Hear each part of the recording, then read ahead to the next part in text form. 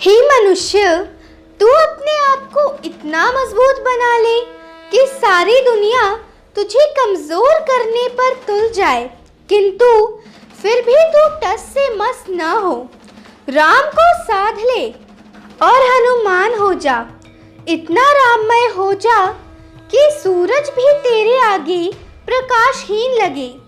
अपने आप को बजरंग बली बना, दुष्टों पे वज्र के समान टूट पड़। इस संसारिक कमजोरियों को त्याग कर अपने आप को ऊपर उठा। पहचान अपनी विशालता को, अपने शरीर रूपी यंत्र को ठीक कर और मार एक लंबी छलांग और पार कर जा इस समस्या रूपी समुद्र को। जला के भस्म कर दे इस मन रूपी लंका को, जिसमें नित्य राक्षस पर स्त्री का हरण कर रहा है। तुम्हारा मन ही वह लंका है जहाँ सर्वदा अधर्म का डंका बज रहा है। कर दे उस मन रूपी लंका का दहन। बना अपने हृदय में राम सेतु, जिसके माध्यम से राम तुम्हारे हृदय में प्रवेश कर सके। घूम पूरी दुनिया में सीना चौड़ा करके, और कोई रोके तो अपना सीना फाड़ कर दिखा देना कि राम बसते हैं मेरे सीने में। मनुष्य को उसकी वासना ही कमजोर करती है, और जो वासना को त्याग देता है वही महाबली होता है। तो हे मनुष्य, जाग, त्याग इस कायरता रूपी कमजोरी को। तू अपने आप को भुला बैठा है और सारे ब्रह्मांड की शक्तियाँ तेरे अंदर ही छुपी हुई है। अगर तू शीघ्रता से अपने आप को नहीं पहचानेगा तो तेरा मन रूपी राक्षस तेरे को चट कर देगा। तू साबुत ही काल का ग्रास बन जाएगा।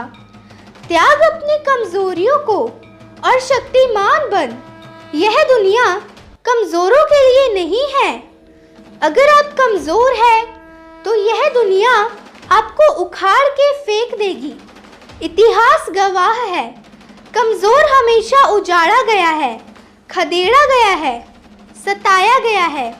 एक बार दो व्यापारी व्यापार के सिलसिले में नगर जा रहे थे। पहले लोग ज्यादातर पैदल ही यात्रा करते थे और कई कई दिनों तक यात्रा करते रहते थे, फिर जाकर मंजिल तक पहुंचते थे। इसी तरह से दो व्यापारी भी यात्रा पर थे। काफी देर तक चलने के उपरांत एक व्यापारी दूसरे व्यापारी से बोला, मित्र, अत्यधिक चलने के कारण अब मैं बहुत थक गया हूँ।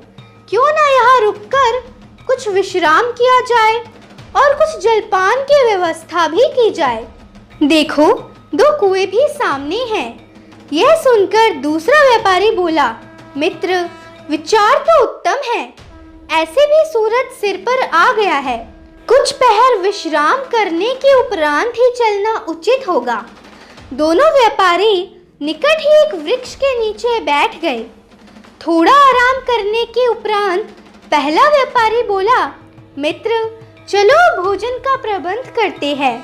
तुम ऐसा करो, 3-4 ईंट ले आओ, जिससे हम चूल्हा बनाकर भोजन पका ले।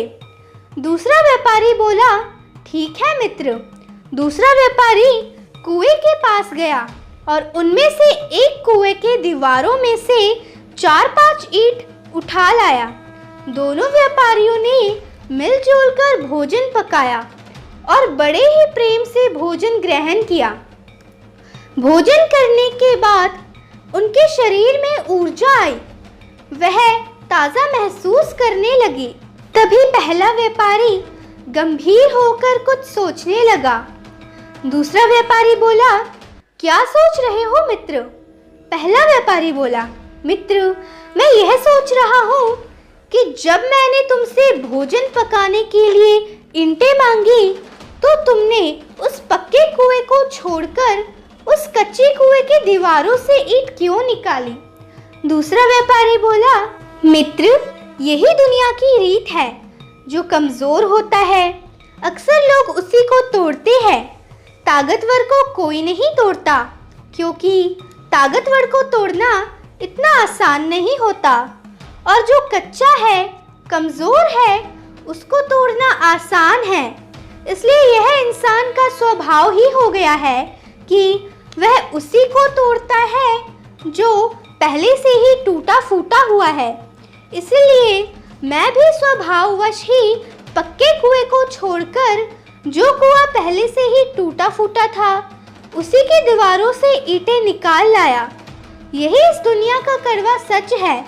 तो देखा तुमने, इस दुनिया में बलवान व्यक्ति को कोई जल्दी हाथ नहीं लगाता, किंतु अपने से कमजोर को तो कच्चा चबा जाने के लिए भी तैयार है।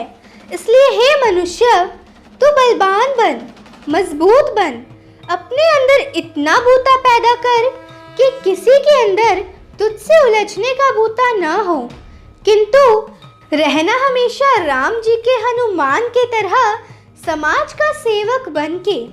हमेशा राम के पास रहो, राम रसायन को चखते रहो, प्रेम से भीगे रहो, आनंदित रहो, प्रवाहित रहो, सुंदर रहो, सत्य रहो, शिव रहो।